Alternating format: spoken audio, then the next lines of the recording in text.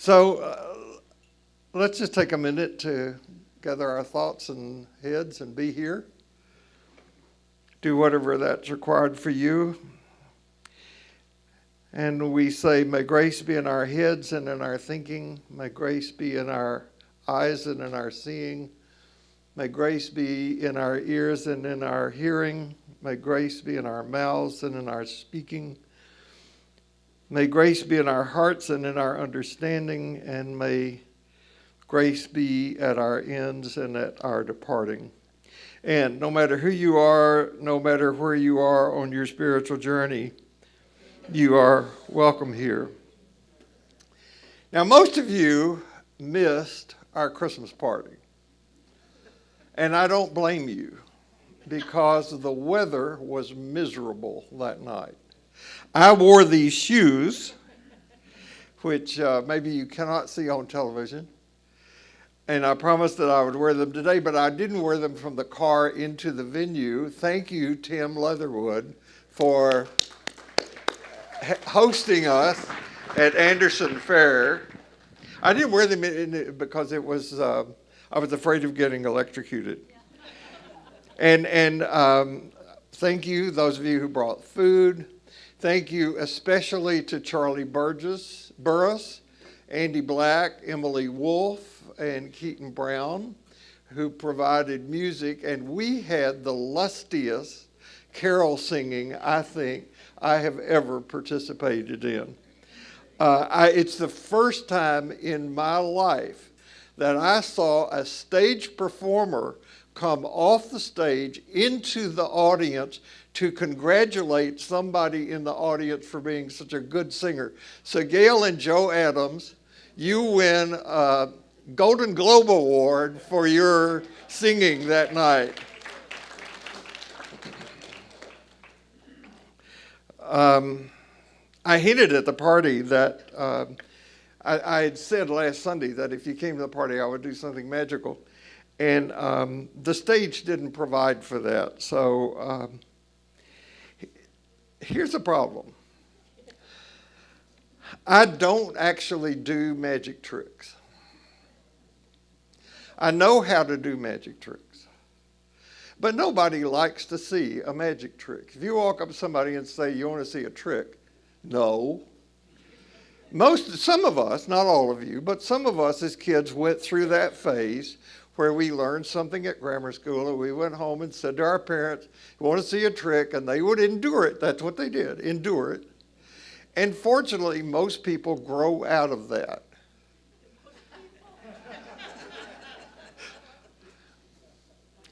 I didn't. And you know, as parents, you endure when your kids come and say, hey, I want to see a trick. And we say yes, but they don't. But here's the thing. I do believe in magic. And I'm sad for you if you don't. So I want to show you something today. No trickery, no sleight of hand stuff. I can't promise you that it will work. But if it does, we will have a miracle on our hands. Now I've asked, I thought I saw Arlene Wells. Would you come forward? And Arlene, you can just have a seat here, up here for a moment. Arlene, I told you that I would not embarrass you, and I won't. What I didn't tell you is that the success of this trick depends entirely on you. So if it works, this place is going to go crazy. And you will get all the credit. If it doesn't work, I will slink away in humility. Okay. So, do you know the trick? Do you know the story about Jesus turning water into wine? I can't do that. Let's do something else. Arlene, I have here 2 decks of cards. Nothing else, just 2. I want you to select one. Now, there are several points during what you're about to see when you're going to try to backtrack. As a matter of fact, some of you will wake up at 3 o'clock in the morning and you will say, what if she had? What if? I want you to pick one of these. Either one. You want the blue one. You sure? Here you go. Remember, she chose the blue one. She could have picked this one. She didn't.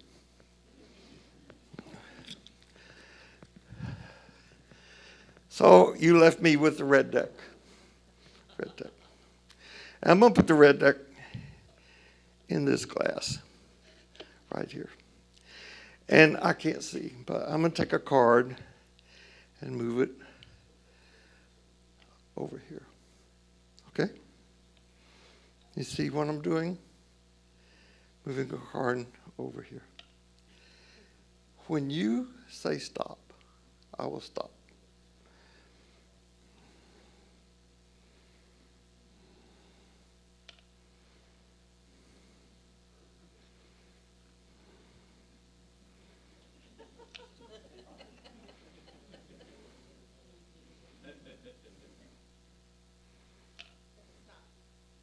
On this? Or this? This one? You sure? Put that there. So we won't be distracted, I'll turn the red backs out so you can see them. What did you stop on? The 8 of clubs. Now, would you come join me? You can stand over here. Take the blue cards that you selected out of the box. All of them. You can put the box right there. Hold them face down.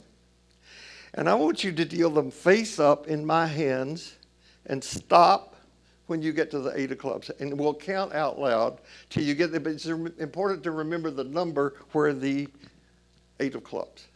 You tell cards? 8 of clubs. Let's go. Quickly. 1, 2, 3, 4, 5, 6, 7, 8, 9, 10, 11, 12, 13, 14, 15, 16, 17, 18, 19, 20, 21, 22, 23, 24, 26, 27, 28, 29, 30, 31, 32, 34, 35, 36, 37, 38, 39, 40, 41, 42, 43, 44, 45, 46, 47, 48, 49, 50, 51. Wow. And there's no 8 of clubs there. No. How did you do that?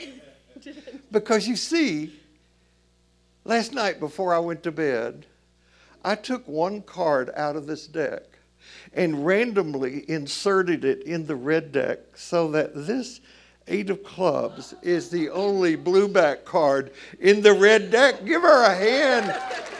Thank you. You're amazing.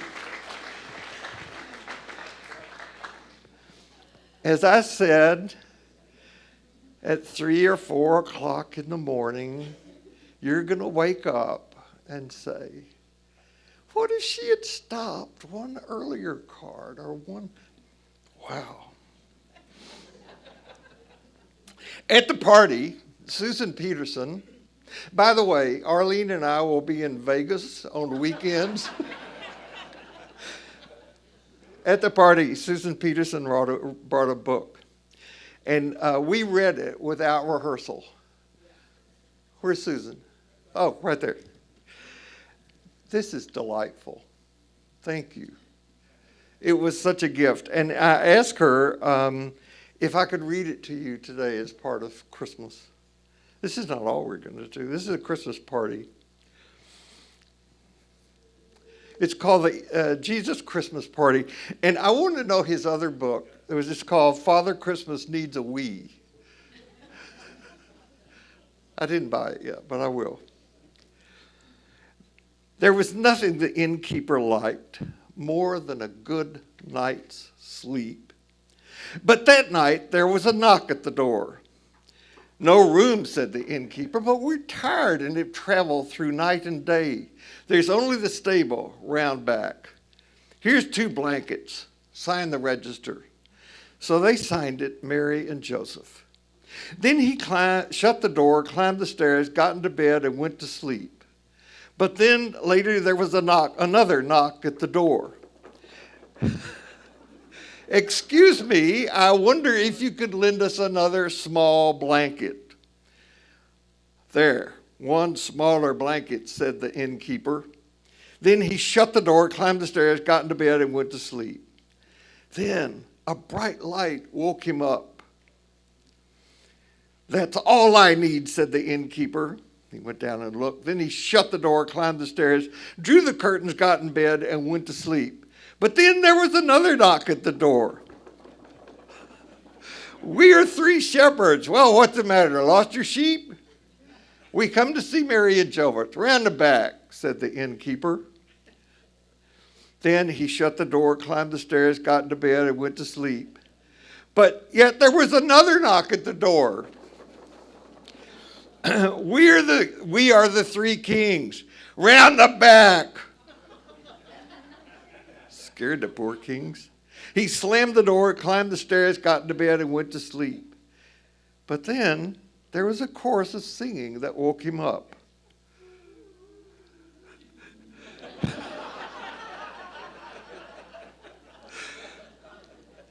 That does it.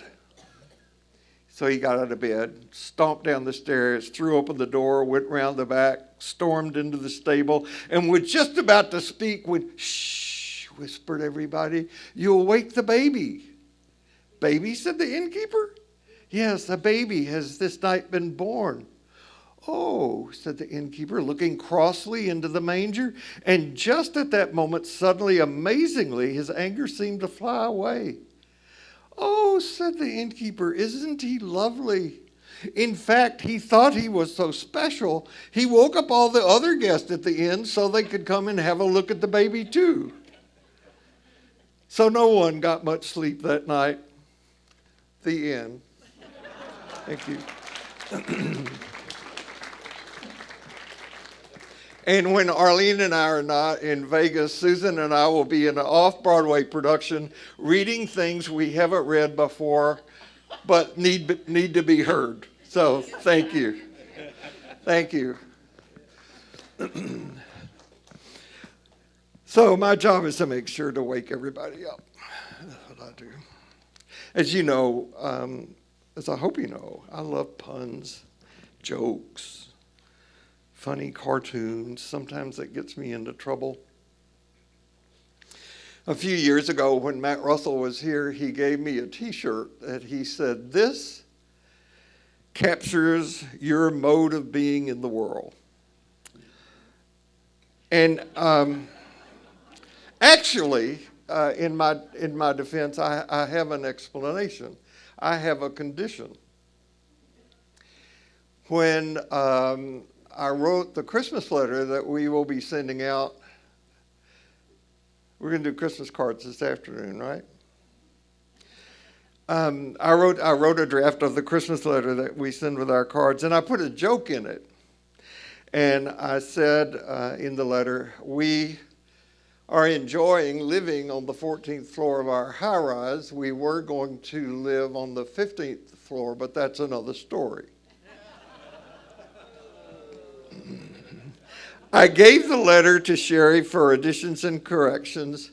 She left the joke in and put in an editorial comment. She simply put parentheses and said, forgive him, he can't help himself. And I can't. There is a program on NPR that I'm a huge fan of. Some of you may listen to it. I listen to it every week. Wait, don't tell me. I love that show. And one of their news items several years ago was about a new mental diagnosis that had been added to the Diagnostic and Statistical Manual for mental disorders. And they had added something to the Asperger's spectrum, a condition that has a German name that I do not know how to pronounce. As I understand it, this word in German means joking addiction. And part of the diagnostic definition that I am willing in public to read goes like this: a set of rare neurological symptoms characterized by a tendency to make puns or tell inappropriate or pointless jokes in socially inappropriate situations. And the rest of the definition is not flattering. Okay, so I joke a lot. I enjoy jokes. And I brag that I have never forgotten a joke I've ever heard. I think that's true. You name a category, I can either tell you a joke or tell you a pun or tell you a story in that category. If not, give me your home phone number and I'll call you in the middle of the night. We'll discuss the magic trick and I'll tell you a joke. So if I hear a joke, I'm likely to repeat it numerous times. I usually wear provocative, perhaps borderline offensive t-shirts. This is the one I've been wearing.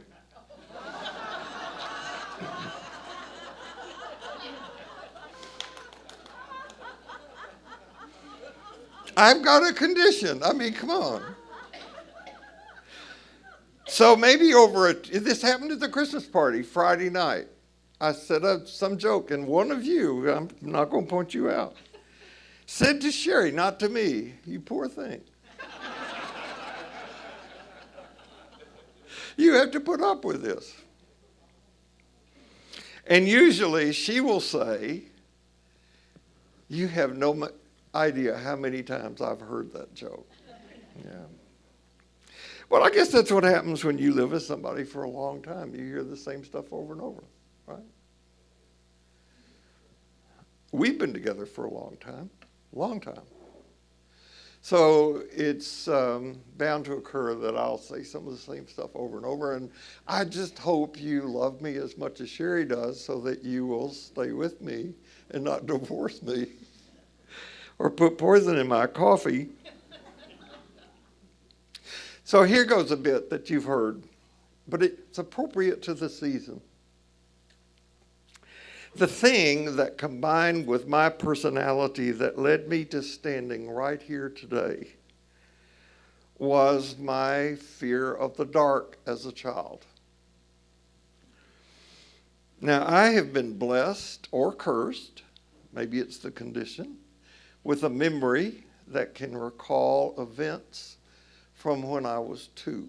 Not stories that I have heard about events when I was 2. I can remember things from when I was 2 years old. I don't remember being afraid of the dark at 2. Somewhere around 5 or 6 it kicked in, and it was an overwhelmingly terrifying time of my life. I had a brother who was 6 years older than me, so we probably grew up in like different families. And therein lay the family secret that my birth was scheduled to overcome. It took me years to figure that out. So I've spent years trying to figure out whether it was fate or destiny or a combination of both that caused me to use that terrifying springboard,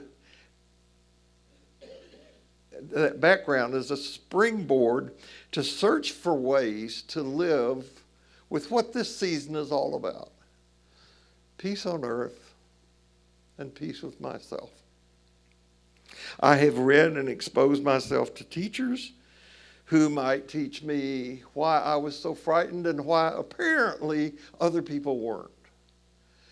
But then I had a spiritual teacher named George when I was back in the 60s.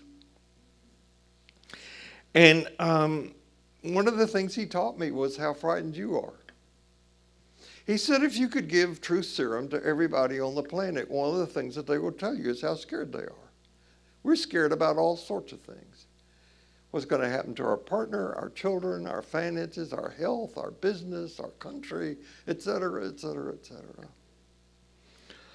So fate and or destiny also immersed me in a deep pool of religion, most of it inadequate and much of it downright wrong, but it became part of my DNA. And learning information and gaining knowledge about things that lead people to lead lives that are more full and brave in the world has not only been an organizing thing in my life, but it's been so energizing and so enlivening. And learning that stuff is just great. It's like learning the secret to a magic trick. Oh, that's how that's done. And again, forgive the repetition, but fundamentalism is putting our nation and our globe at risk. Fundamentalists are people who claim to have the truth, while at the same time ignoring facts. So my intention, and I've been thinking about today and where I want to go when we reconvene next year, is to continue teaching about the teachings of Jesus. Now, in no way do I want to contribute to the notion that the Christian religion is exclusive or exceptional. Besides, where would you look on this planet to get a good, clear definition of what it means to be a Christian? Orthodox Christianity? Catholic Christianity? Protestant Christianity, of which there are so many you can't count. The recent division in the Methodist Church is too embarrassing even to bring up. And it is my intention as well to draw insights and teachings from the world of psychology so that we can use that for our spiritual journey. For example, all of life is relational, and all relationships are marked by two dynamics. You and I, right this moment, have a relationship. And that relationship is marked in my mind and in yours by these two dynamics. One of those dynamics is projection, and the other is transference. Projection is when the contents of my unconscious mind leave me and go on to some other person, some institution, some role onto which to fasten, right? I'll give you an example. The family in which I grew up, we were taught that doctors are gods. So when I see somebody in a medical outfit, the projection is just there. They have more authority and more knowledge than anybody else. We usually infantilize our relationships to people and institutions. And in the process, we reduce our adult capacity while we approach these people and institutions from our past, not from what is actually going on. So we give to other people and institutions our unfinished personal history. The heroic journal, of which Jesus can be our model, withdraws these projections, which is hard, and encourages us to grow up. I've yet, in my counseling or spiritual direction work, I've yet to meet a person who, when I say, where do you need to grow up, can't answer that question. We all know where we're stuck, and we all know where we need to grow up. So, projection is when my psychological contents, both conscious and unconscious, leave me and enter the outer world seeking something, usually a person, upon which to fasten. And transference is when I transfer to someone else my personal history in regard to the kind of experience I'm having. And we usually infantilize that relationship with the other. Now, this can be our intimate partner. I understand the former vice president calls his wife Mama. It's a projection. Oh, we're really good at projecting and transferring onto pets. If you got a pet, you know exactly what I'm talking about. I have a cat, or a cat has me. That's the way cats are. That comes and says, while I'm working, you're sitting on my keyboard. And I move the cat, and we have a conversation all up here. It's projection. It's transference. We call it Mother Church, Fatherland. I cannot stress how important it is to become aware of these two dynamics.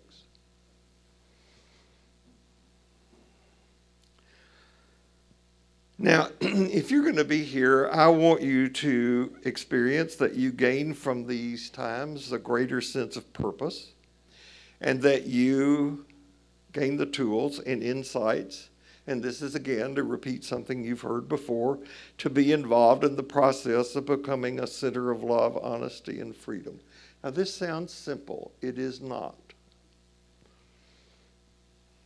It sounds simple because I want to make it as clear as possible. But clarity is not the same as simplicity. Now, I do not believe that you are here in this room by accident any more than I believe that I am here by accident. My job is to seduce you into coming back. But I want to be open about it. And I want to seduce you into coming back because dealing with these issues is hard. And if we all knew just how hard it was, we wouldn't come back. We'd go do something else. If each of us could have been handed a script about what our life would be like right before we left the womb, we read it over from first to start, we wouldn't have left. We would have read about the bankruptcy, about the fatal illness, losing our partner, having cancer, et cetera, et cetera, et cetera, et cetera. I said, no thanks, I'm not going.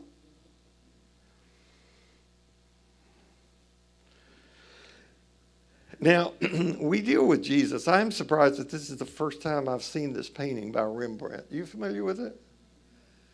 I'd never seen it before. I read about it in work by Stephen Patterson in getting ready for next year's teaching.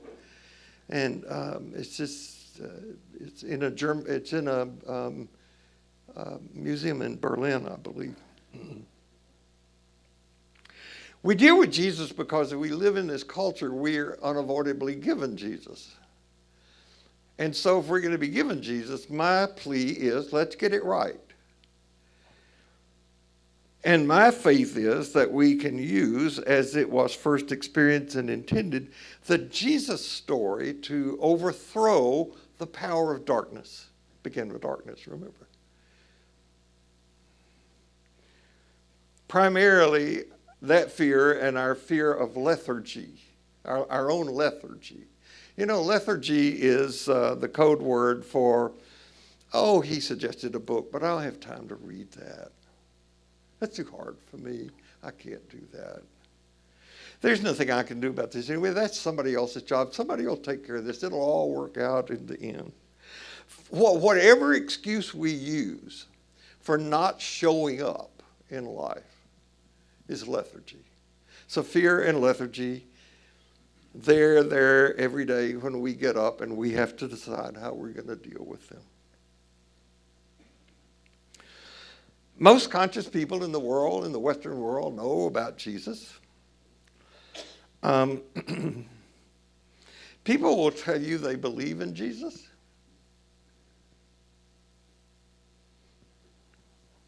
You put yourself at risk if you ask them to explain what that means. I have done that. And without sounding judgmental, my experience is that in asking people what they mean when they say they believe in Jesus, is that they don't know what they mean. They don't know what they believe. They don't know what that does for them. So Jesus lived 2,000 years ago. That's a long time. His life was relatively short, 33 years, they say. Most people in this room are older than that. And no matter how old you are, you still think your life is short, right? You haven't lived very long. Just 3 years were given, according to the scholars, to his so-called public ministry. Many, not everybody to be sure, saw in him a purpose and a power that they attributed to something beyond him. And at the time, in that worldview, they called that something God.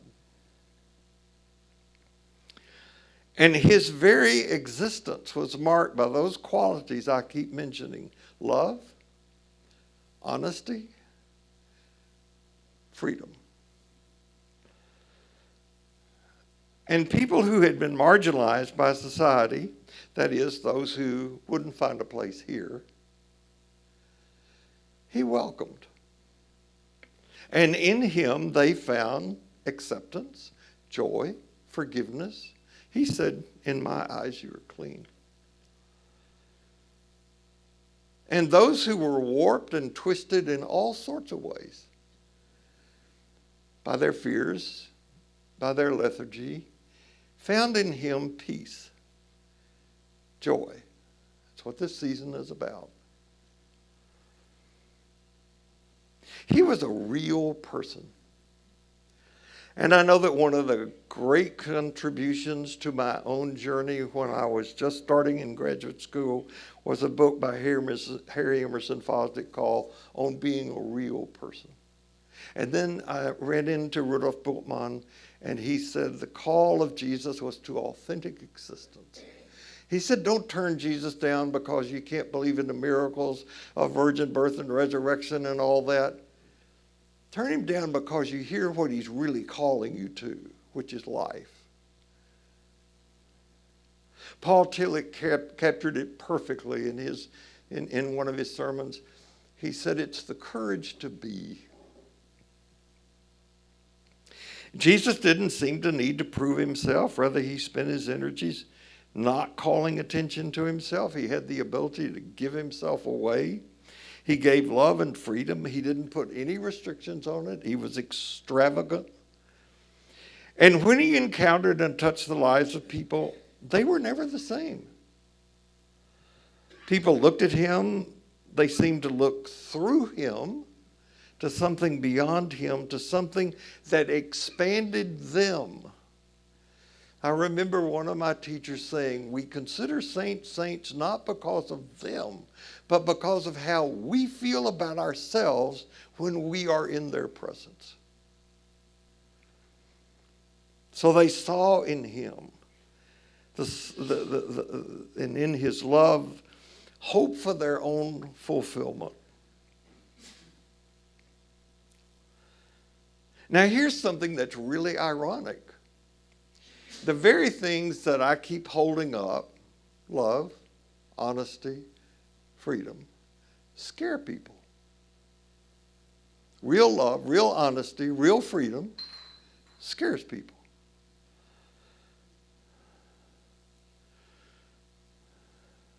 We want to be secure. We want to be in control. We think, I know better. And that's why Jesus was seen as such a threat. It's why they had to get rid of him. Now, if you read the story, which I encourage you to do, lethargy may keep you from it, you see that he died caring for the very people who took his life. How weird is that? His love would embrace anyone, anything. He demonstrated there was nothing anyone could do that would render them, us, unlovable, unforgivable. Now, given that, is it any wonder that when these people came to tell a story about their experience with him, they had to break the language barrier? They took the language that had been applied to and used for Caesar, and they applied it to Jesus. They even went so far as to say God was in this man, that in this human they had encountered the ultimate. Now, how are you going to write a story about that? Stories function much differently then than they do now. People couldn't read. Most people couldn't. So, Holly and I were talking last Sunday about this, and I didn't work this in, but we actually don't know how the Gospels were written. We don't. We know that Paul, the earliest that we have in the Christian collection, doesn't say a word about the birth of Jesus. Mark, the earliest gospel, doesn't say a word about the birth of Jesus. The scholars assume that the collection of material that we have in Matthew and Luke copied most of their material from Mark, were put together, and then the birth stories were put. The birth story didn't really get celebrated in Christian church until sometime in the 11th or 12th century. It didn't start that way. The first big festival of the Christian church was Easter, not Christmas. That came with St. Francis, actually.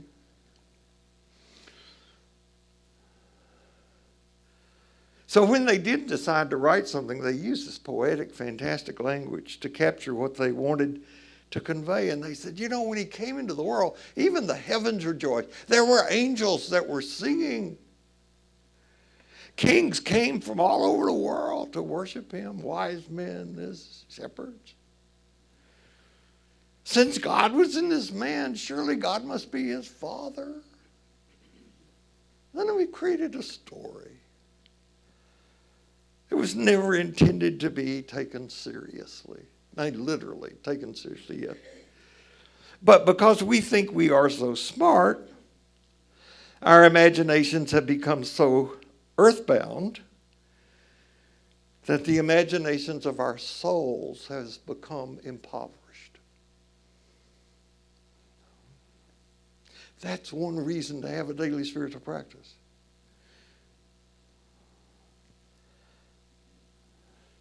They said Jesus was born of a virgin. Now, fundamentalists and even progressives don't get this sentence.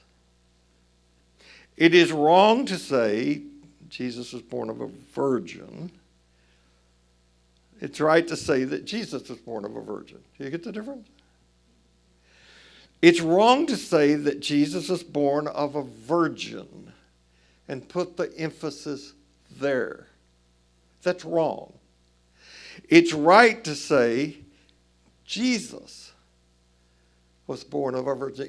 The scandal is that it was Jesus in this guy who had no paternity, who was from an absolute wrong side of the tracks. What good can come out of Nazareth? That God would be in Jesus.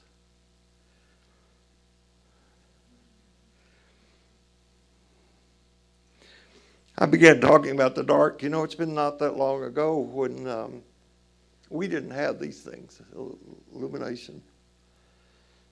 When the sun went down, it was dark.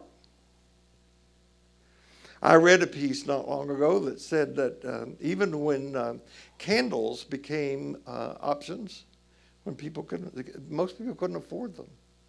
Candles were very expensive. So when the sun went down, it went down. You were in the dark. So the birth narratives were created. When they were created, easy, accessible light was rare. Consequently, the light that overcame the darkness became a beautiful, powerful metaphor for talking about the birth of Jesus.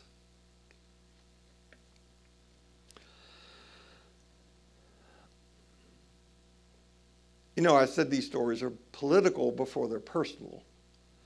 And I don't want to be political, I don't want to be histrionic, but these are dark times. And they seem to be getting darker in a lot of ways. And we need a great light to break in upon us.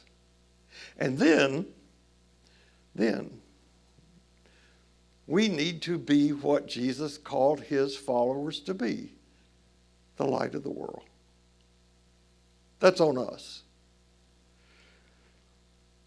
So this is our last Sunday to meet this year. Next Sunday is the fourth Sunday in Advent and Christmas Eve. So that's why we have such a short Advent this year. Next Sunday we'll have a worship service at 10, and then Christmas Eve services at 2, 4, 6, 8. Who do we appreciate?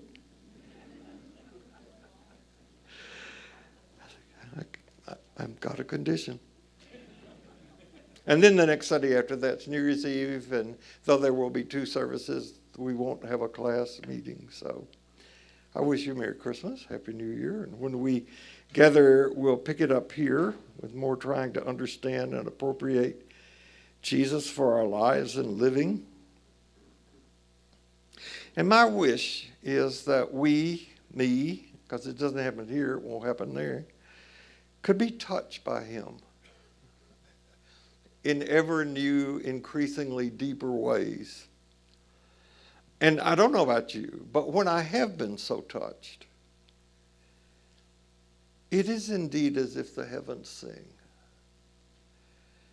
So my invitation to you, stealing from one of the Christmas carols, is, oh, come, let us adore him. Now you say, okay, how do we do that? Well, we certainly don't do it by claiming that we have the truth. Ours is the way. See it my way. And even though I do and will do a lot of teaching, you can't capture this in words. It can't be taught. It's caught. Then we talk in the middle and hope there's some catching that happens along the way. We adore Jesus by building the world where everybody might have the opportunity to live more fully, to experience being loved, to experience the freedom to be who they were created to be. How else can you acknowledge the source of all life? If God, whatever word you choose to mean for you for that reality, if God is as Jesus taught, shouldn't that change the way we live? Not just individually, but corporately, publicly. Howard Thurman, whom I've come to see as one of the most important religious figures of our time, wrote, when the song of the angels is filled, when the star in the sky is gone, when the kings and the princesses are home, when the sheep are back with their flocks, then the work of Christmas begins. To find the lost, to heal the broken, to feed the hungry, to release the prisoner, to rebuild nations, to bring peace among people, to make music in the heart. Oh, come, let us adore him. Merry Christmas, and see you here next year. Thank you.